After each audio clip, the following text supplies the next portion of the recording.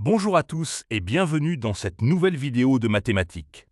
Aujourd'hui, nous allons nous attaquer à un concept fondamental que vous retrouverez partout, des jeux vidéo à la physique en passant par l'ingénierie, le produit scalaire. Vous avez peut-être déjà entendu ce nom et il peut sembler intimidant. Mais l'objectif de cette vidéo est simple. Vous montrer que le produit scalaire est en réalité un outil très logique et puissant. À la fin, vous saurez non seulement le calculer, mais aussi comprendre ce qu'il signifie vraiment. Alors, prêt à transformer des vecteurs en simples nombres? C'est parti! Pour commencer, qu'est-ce qu'un produit scalaire?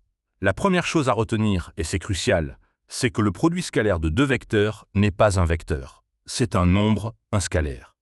Il transforme deux vecteurs en un simple nombre. Imaginons deux vecteurs dans un plan. Le premier, que nous appellerons U, a pour coordonnées x, y. Le second, V, a pour coordonnées x', y'. La formule pour calculer leur produit scalaire, notée U.V, est incroyablement directe. On multiplie les coordonnées x entre elles, on multiplie les coordonnées y entre elles, et on additionne les deux résultats. C'est tout! Prenons un exemple concret pour que ce soit limpide.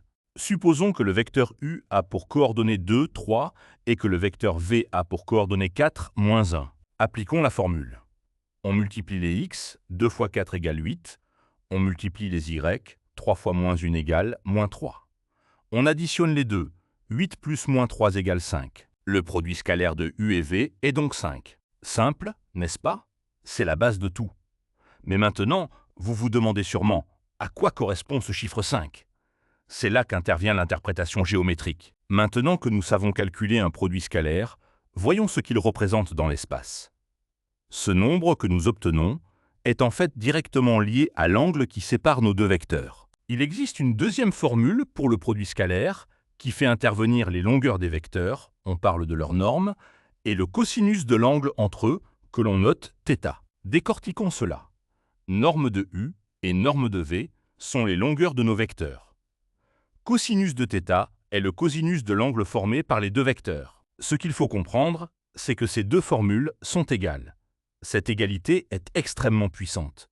Elle nous permet de trouver l'angle entre deux vecteurs si on connaît leurs coordonnées, ou inversement, de calculer le produit scalaire si on connaît les longueurs et l'angle. Le point clé à retenir ici est que la valeur du produit scalaire dépend de deux choses: la longueur des vecteurs et l'angle qui les sépare. Si les vecteurs sont longs, le produit scalaire sera grand. S'ils sont courts, il sera petit. Et comme nous le verrons, si l'angle est droit, 90 degrés, quelque chose de très spécial se produit. Le produit scalaire se comporte de manière très prévisible, un peu comme les multiplications que vous connaissez depuis toujours. Connaître ces propriétés vous fera gagner un temps précieux dans les calculs. Première propriété, la commutativité. C'est très simple. L'ordre des vecteurs ne compte pas. U.V est exactement la même chose que V.U. C'est logique, car dans la formule, l'ordre des multiplications ne change rien au résultat. Deuxième propriété, la distributivité. Le produit scalaire se distribue sur l'addition de vecteurs. Si vous avez U.V plus W, vous pouvez le calculer comme U.V plus U.W. Cela nous permet de décomposer des problèmes complexes en parties plus simples. Troisième propriété, et non la moindre, la norme.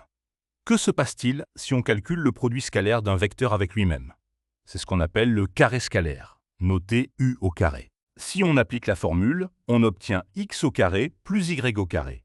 Mais si vous vous souvenez du théorème de Pythagore, cette formule correspond au carré de la longueur, ou norme, du vecteur. Donc, le carré scalaire d'un vecteur est égal au carré de sa norme. Et par conséquent, la longueur d'un vecteur est simplement la racine carrée de son carré scalaire. Ces règles sont les outils qui vous permettront de manipuler les produits scalaires avec aisance. Mais la plus grande application, celle que vous devez absolument maîtriser pour vos examens, arrive maintenant. Nous voici arrivés à l'application la plus importante du produit scalaire, la détection de l'orthogonalité. En termes simples, comment savoir si deux vecteurs sont perpendiculaires? C'est la question préférée des examens. Alors écoutez bien, reprenons notre formule géométrique. Si deux vecteurs sont perpendiculaires, leur angle θ est de 90 degrés, ou pi sur 2 en radians. Or, quel est le cosinus de 90 degrés? C'est 0. Donc, si cosinus de θ égale 0, toute la formule s'annule. C'est la règle d'or à retenir. Deux vecteurs sont orthogonaux, perpendiculaires, si et seulement si leur produit scalaire est égal à 0. c'est une condition nécessaire et suffisante. Si le produit scalaire est nul, ils sont perpendiculaires. S'ils sont perpendiculaires, leur produit scalaire est nul. Concrètement, pour vérifier si les vecteurs u et v sont orthogonaux, il suffit de calculer x fois x' plus y fois y'. Si le résultat est 0, ils forment un angle droit, un L parfait. Si le résultat est différent de 0, ils ne le sont pas. Et voilà! Récapitulons ce que nous avons appris. Le produit scalaire transforme deux vecteurs en un nombre unique. Ce nombre représente une relation géométrique liée à la longueur des vecteurs et à l'angle qui les sépare. Il suit des règles de calcul simples comme la commutativité et la distributivité. Et surtout, si le produit scalaire est 0, les vecteurs sont perpendiculaires. Merci d'avoir suivi cette vidéo. J'espère que le produit scalaire est maintenant beaucoup plus clair pour vous.